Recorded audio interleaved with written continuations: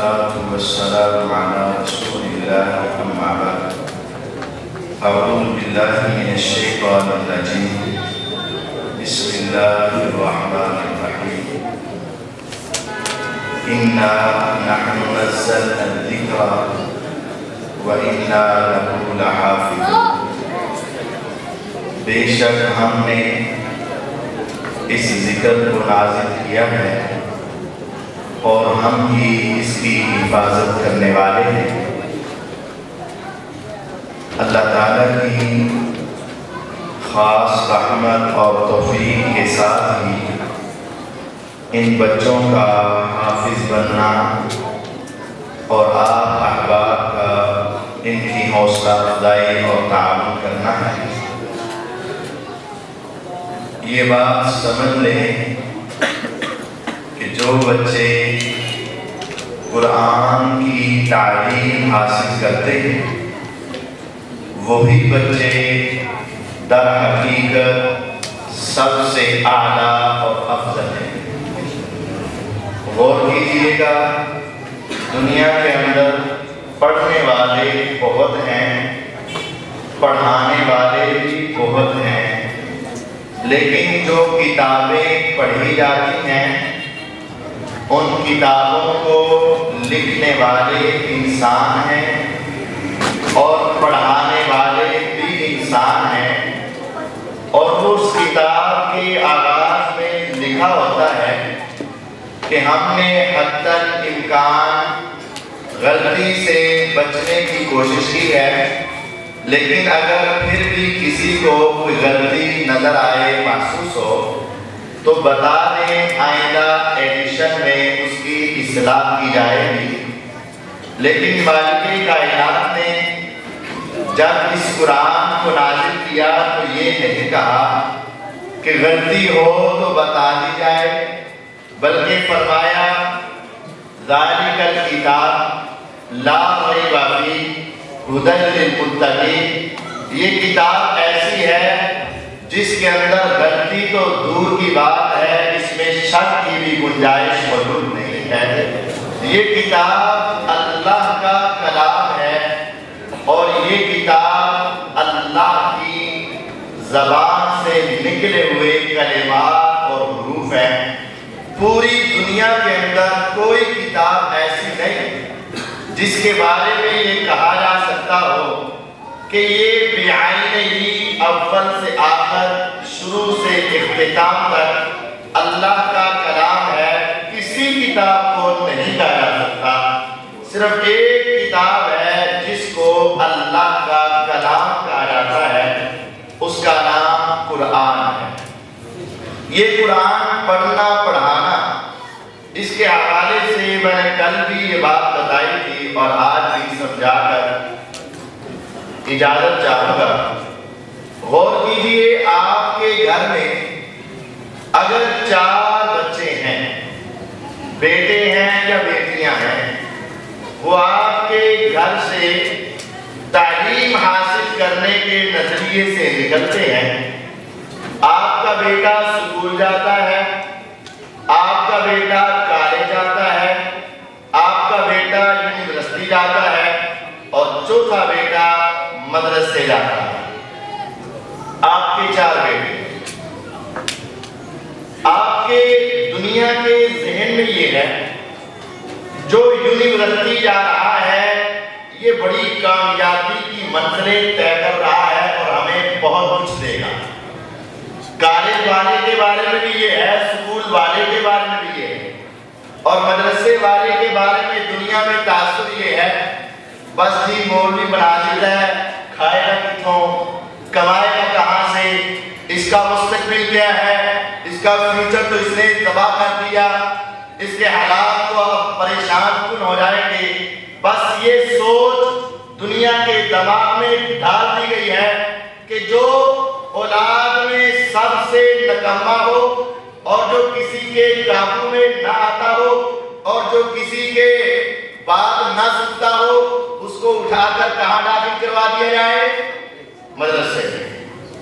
اور جو ٹیلنٹ والا ہے، اچھا ہے، ذہین ہے، سمجھدار ہے، عقل و شعور اس میں ہے کہ کہتے ہیں بچہ بڑا سمجھدار ہے، اے تو تسی ڈاکٹر بنانا ہے، اے واسطے اکیڈمی ذرا چنگی لب لینا، اے اتنے تھوڑا جا خرچہ کر لینا، اے بچہ بڑا صحیح جی۔ ایسے باقی ہے کہ نہیں؟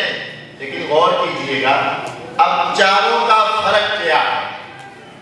بس یہ بات دل و دماغ میں لکھ لینا، اور اگر موبائل ہے تو نکال کر تھوڑا سا حساب مجھے بھی بتا دینا، جس کا موبائل ہے نا ذرا اور اس کو کیلکولیٹر ذرا صحیح چلانا آتا ہے وہ ذرا نکال کے مجھے حساب بتاتا رہے۔ ذرا کھولنا، اسی بھی بڑے پیغام دیو اسی ذرا کھولنا۔ یہ جو قرآن مجید ہوتا ہے نا اس کی 16 لائنیں ہوتی ہیں، ہر صفحے میں کتنی لائنیں ہیں؟ 16 لائنیں۔ ایک پارے کے اندر کتنے صفحے ہیں؟ 18۔ لائنیں کتنی ہیں؟ 16۔ اور صفحے کے پارے کے صفحے کتنے ہیں؟ 18۔ اب ایک لائن میں اگر آپ حروف کو گنیں گے نا، حروف اس کا الف ایک لام دو میم تین، الف لام میم، یہ حروف ہیں، 3 ہو گئے۔ اگر آپ ایک لائن کے گنیں گے نا وہ کم از کم 30 ہیں اور زیادہ سے زیادہ 45 حروف ہیں۔ کم از کم کتنے ہیں؟ 30۔ زیادہ سے زیادہ کتنے ہیں؟ 45۔ میں زیادہ نہیں لاتا، میں درمیان میں آ کے 35 سمجھ لیتا ہوں اور آپ کو سمجھانا چاہتا ہوں۔ ایک لائن میں کتنے حروف ہو گئے؟ 35۔ ایک حرف کے بدلے کتنی نیکیاں ہیں؟ 10۔ 35 ایک لائن کے ہیں۔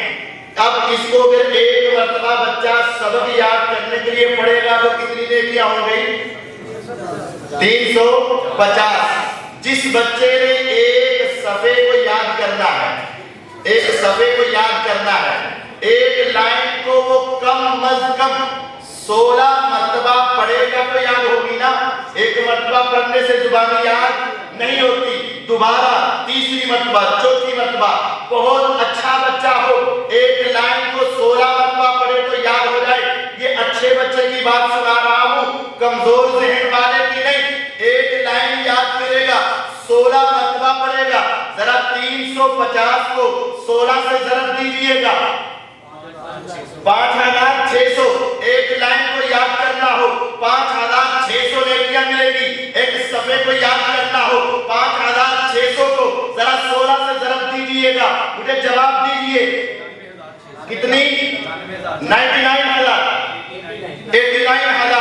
89,600 نیکیاں صرف اس کے سبق یاد کرنے کی ہے۔ جب اس بچے نے سبق یاد کرنا، ایک کم 90,000 نیکیاں اس کے ایک صفحے کی وجہ سے بنی۔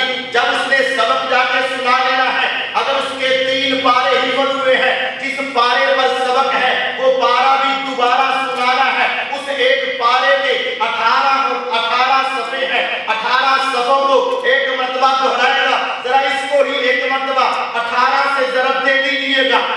یہ ایک صفحہ تھا، 18 سے نہیں، 1 سے ہی ضرب دے دیں۔ اور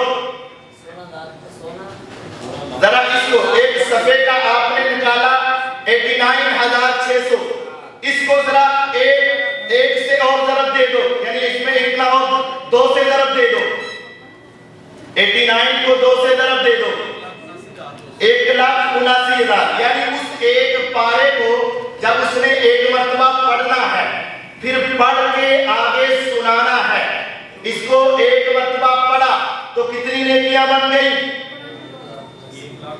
1,79,000۔ اس میں 89,000 اور شامل کریں۔ جب اس نے پڑھا ہے تو ایک مرتبہ 18 صفحات کو پڑھا، جب اس نے آگے سنایا تو پھر کتنی بن گئی؟ کتنی؟ 1,79,000 تو اس وقت بنی تھی جب اس نے ایک مرتبہ پڑھا تھا۔ 3,58,000۔ سمجھیں، سبق یاد کیا 89,600 بنی۔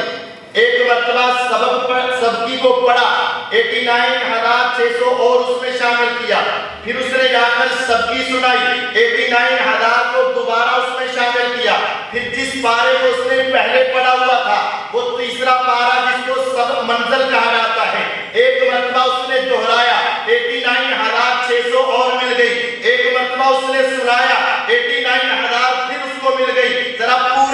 سبق کو 5 کے ساتھ ضرب دے دیجئے گا. 89 600 کو 5 سے ضرب دیں. جب اس نے سبق پڑھا تھا 89 600 ہوا.